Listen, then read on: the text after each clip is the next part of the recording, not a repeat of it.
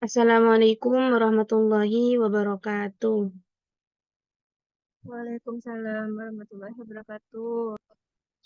Saya Agustina Wulandari, moderator sekaligus pemateri pada siang hari ini dari kelompok 1 akan mempresentasikan hasil pengamatan praktikum mikrobiologi. Selanjutnya saya serahkan kepada Khofifah Diansyah Fitri untuk menjelaskan bahan-bahan yang akan digunakan dalam praktikum.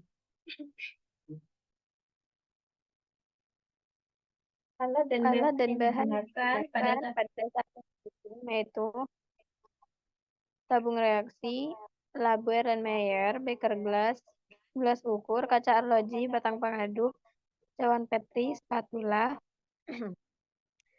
autoklaf, bunsen, cotton bud, pipet tetes, batang pengaduk, jarum os, mikroskop, dan gelas objek. Adapun bahan yang digunakan yaitu nutrien agar, aquades, bakteri nasi basi, metil jingga, dan antibiotik tetrasilin HCl.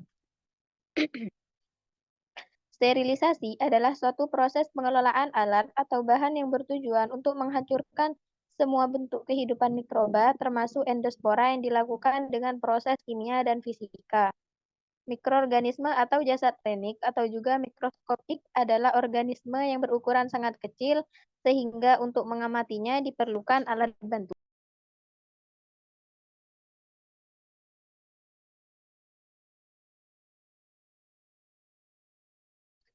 Autoklaf adalah alat pemanas tertutup yang digunakan untuk mensterilisasi suatu benda menggunakan uap bersuhu dan bertekanan tinggi 121 derajat Celcius selama kurang lebih 15 menit.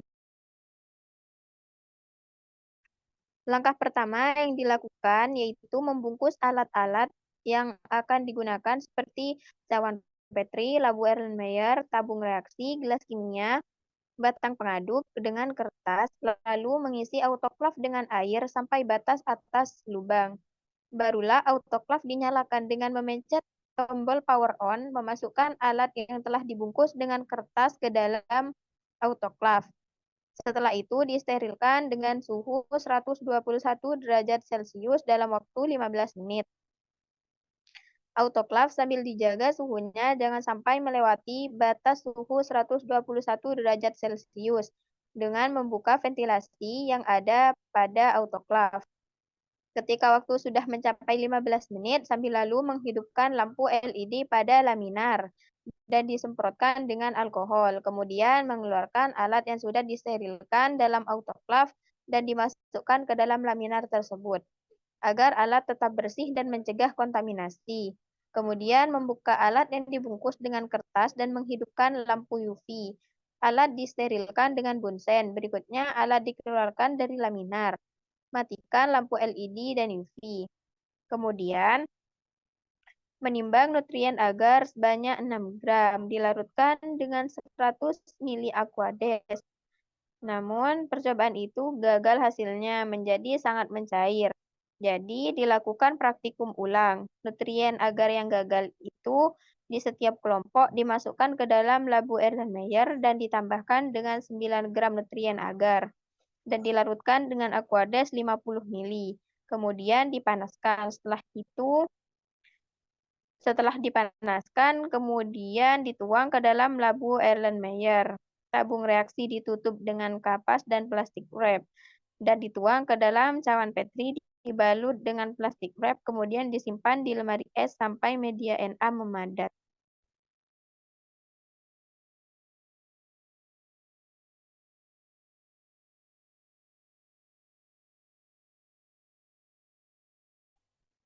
Kemudian melakukan praktikum isolasi mikroorganisme. Yang pertama yaitu melakukan sterilisasi pada alat yang akan digunakan dalam praktikum ini.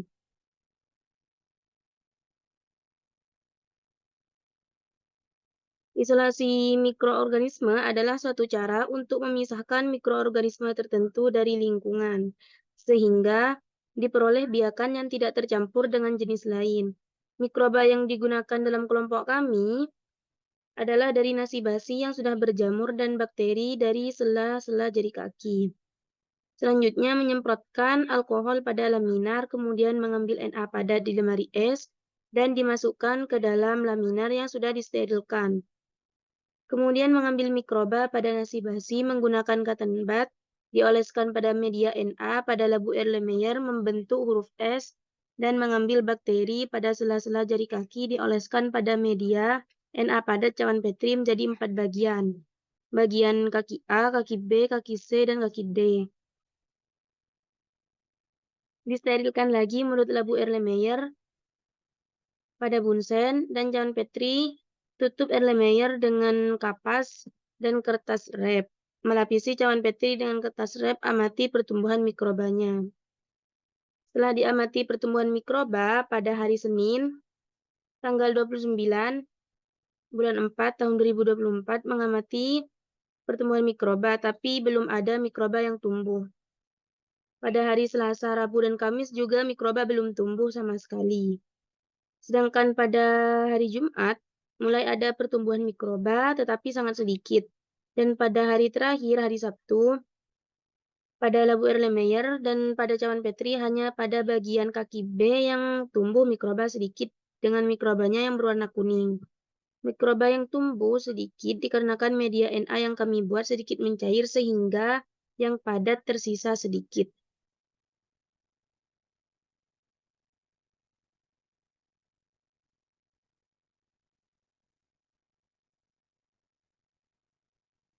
Kemudian praktikum pemindahan mikroba dari satu media ke media lainnya. Praktikum ini dilakukan dengan langkah awal melakukan sterilisasi pada alat yang akan digunakan.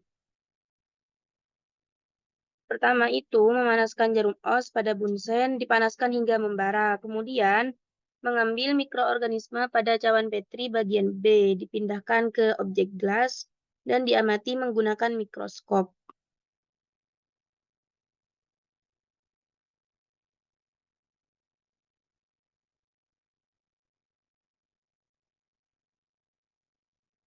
Dari hasil pengamatan mikroskop tadi terdapat bakteri seperti jarum panjang.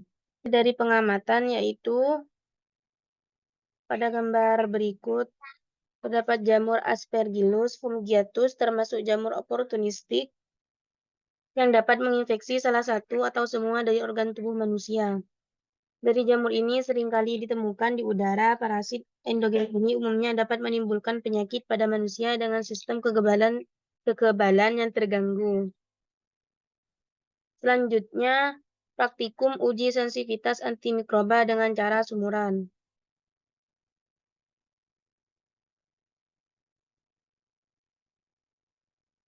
Langkah pertama yaitu mengambil metil jingga. Diteteskan sebanyak 2 tetes ke dalam media Na padat dan dihomogenkan. Kemudian, cawan Petri ditutup dan diletakkan ke dalam laminar. Ditunggu selama 3 hari. Setelah 3 hari, baru ditaburi antibiotik. Antibiotik yang kita gunakan adalah tetrasilin HCl. Setelah ditaburi, dikembalikan dan diletakkan ke dalam LAV, kemudian diamati selama 1 minggu. Hasil pengamatan selama 1 minggu, pada hari Rabu, Kamis, Jumat, dan Sabtu.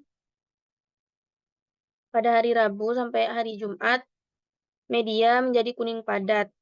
Tidak terjadi perubahan apapun. Kemudian pada hari Sabtu Minggu, tidak diamati karena adanya tanggal merah. Kemudian pada hari Senin sampai Selasa, media tetap berwarna kuning pekat dan tidak ada perubahan sama sekali. Pada pengujian yang telah dilakukan, media tidak berubah warna seperti semula atau putih bening. Mungkin gagalnya praktikum pada percobaan ini dikarenakan kami menaburnya ke seluruh bagian media Na, tidak melakukan cara sumuran atau dibuat lubang di tengah. Mungkin hanya ini penjelasan dari praktikum mikrobiologi. Kemudian penjelasan dari artikel yang kami ambil. Tanaman kurma merupakan tanaman khas Timur Tengah. Buahnya sering ditemui dan dikonsumsi menjelang tahun baru Hijriah. Terdapat beberapa faktor pertumbuhan untuk tanaman kurma. Salah satunya adalah mikorizo. Mikorizo merupakan bentuk simbiosis mutualisme antara akar tanaman dan fungi. Simbiosis ini dapat membantu penyerapan unsur hara, membantu pertahanan terhadap serangan patogen, dan membantu mengatasi kekeringan. Kurma tumbuh di habitat dengan suhu udara tinggi dan kelembapan yang rendah. Habitat ini menyebabkan sulitnya penyerapan nutrisi dan air yang merupakan salah satu faktor pertumbuhan. Oleh karena itu, peran mikorizo dibutuhkan dalam proses penyerapan. Mikorizo merupakan suatu bentuk simbiosis mutualisme antara tanaman dengan fungi yang mengkoloni jaringan korteks akar selama periode pertumbuhan tanaman. Mikorizo dapat meningkatkan penyerapan unsur hara, terutama fosfor, meningkatkan ketahanan terhadap kekeringan, dan tahan terhadap serangan patogen akar. Selanjutnya, bahan dan metode. Penelitian ini dilakukan di laboratorium Universitas Surya yang berlokasi di Ruko Aliken, Blok D nomor 25, Gading Serpong, Tangerang Selatan selama kurun waktu 2 bulan. Alat yang dibutuhkan dalam penelitian ini adalah botol Scott, cawan Petri, pembakar bunsen, korek api, ose, pinset, dan gunting. Sementara bahan yang diperlukan adalah akar kurma, bubuk PDA, yeast extract, aquades, alkohol 70%, plastik klip, dan label. Selanjutnya, metode pengambilan sampel akar kurma yang diambil masing-masing sepanjang 10 cm. Kemudian inokulasi dilakukan dengan meletakkan sampel akar kurma sepanjang 1 cm pada media PDA cawan Petri dengan komposisi 39 gram bubuk PDA komersil, 2 gram yeast extract, dan 1000 ml aquades. Sampel diinkubasi pada suhu ruang selama 3 kali 24 jam sebelum akhirnya diisolasi. Isolasi dilakukan dengan memindahkan mikroorganisme yang tampak menyerupai fungi ke dalam media PDA cawan Petri steril lainnya. Kemudian diinkubasi selama 8 kali 24 jam. Setelah itu sampel diamati di bawah mikroskop cahaya tanpa diwarnai untuk diamati dan diidentifikasi bentuk dan bagiannya. Selanjutnya hasil dan pembahasan. Hasil pengamatan yang diperoleh terlihat bahwa mikroorganisme sampel A berwarna hijau muda atau hijau keputihan pada gambar 1. Selain itu, jika dilihat dengan pembesaran tertentu, akan terlihat berbentuk kokus dan lonjong. Melalui pencarian menggunakan Google Image dan penyamaan dengan referensi jurnal didapati bahwa terdapat 2 jenis mikroorganisme pada sampel tersebut.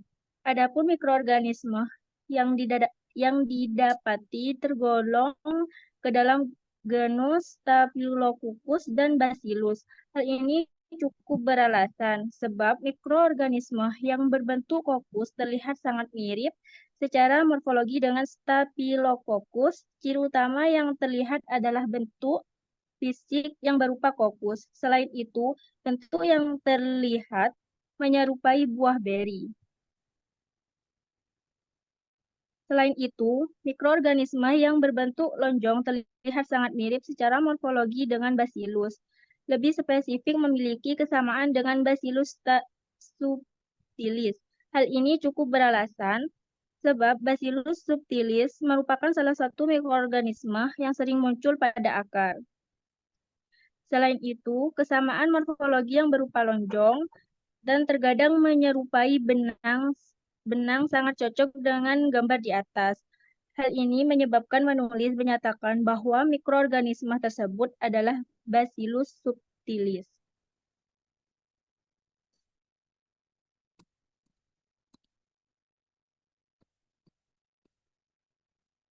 Hasil pengamatan sampel. Hasil pengamatan sampel B ditemukan ciri bakteri berwarna kuning dan kemungkinan besar tergolong ke dalam jenis Cyanobacteria. Sampel ini didapatkan setelah hasil inokulasi dari akar tanaman kurma. Beberapa organisme seperti mycorrhiza, bakteri endosimbion dalam jumlah yang besar di dalam selnya. Pengamatan di mikroskop menunjukkan bahwa sitoplasma mycorrhiza arbuskular mengandung organisme dengan struktur seperti bakteri dan organisme ini tidak dapat tumbuh pada media tanpa sel inang. Berdasarkan gambar 3 pada sampel C, merupakan bentuk kumpulan spora-spora fungi dan merupakan sebuah mycorrhiza. Mycorrhiza ini dapat kemungkinan termasuk ke dalam fungi Mycorrhiza arbuscular keluarga Glomeromycota. Spora dari keluarga Glomeromycota ini biasanya berbentuk tumpukan-tumpukan spora yang berukuran besar dan berdinding tebal. Dalam perbandingan dengan beberapa jurnal, didapati mycorrhiza keluarga Glomeromycota atau Glomus sp ini sering ditemui pada tiap tanaman kurma karena fungsinya yang bersimbiosis yang dapat mentransfer sumber hara atau nutrisi seperti P, K, dan N yang sulit didapati pada tanaman lainnya. Mineral dan air yang penting dan dibutuhkan bagi pertumbuhan tanaman kurma. Berdasarkan gambar di samping didapatkan bahwa sampel E merupakan mycorrhiza dengan ciri hifa tidak bersepta dan berwarna kuning kecoklatan. Sporanya berwarna hitam, memiliki tangkai, tetapi tidak memiliki pembengkakan berbentuk bulat atau yang biasanya disebut sebagai bau suspensor. Menurut data identifikasi mycorrhiza arbuscular di website INVA, mycorrhiza ini diperkirakan tergolong ke dalam famili Glomaceae, genus Glomus. Glomus merupakan genus dengan keberagaman yang paling tinggi dibandingkan genus lainnya. Memiliki ciri-ciri spora yang berbentuk globus, subglobus, ovoid, atau obovoid, berwarna hialin, kuning, merah, kecoklatan, hingga hitam. Setelah dewasa, spora dalam genus ini akan dipisahkan dari hifa oleh sebuah sekat. Kesimpulan, hasil isolasi menunjukkan adanya beberapa jenis mikroorganisme pada akar tanaman kurma yaitu bakteri, fungi, dan mycorrhiza. Jenis bakteri yang ditemukan kemungkinan adalah Staphylococcus dan Bacillus subtilis. Sementara terdapat 2 jenis mycorrhiza yang ditemukan yaitu yang berasal dari keluarga Glomeromycota dan Glomaceae. Mungkin hanya ini yang dapat kami simpulkan dari praktikum mikrobiologi. Kurang lebihnya mohon maaf. Assalamualaikum warahmatullahi wabarakatuh. Waalaikumsalam warahmatullahi wabarakatuh.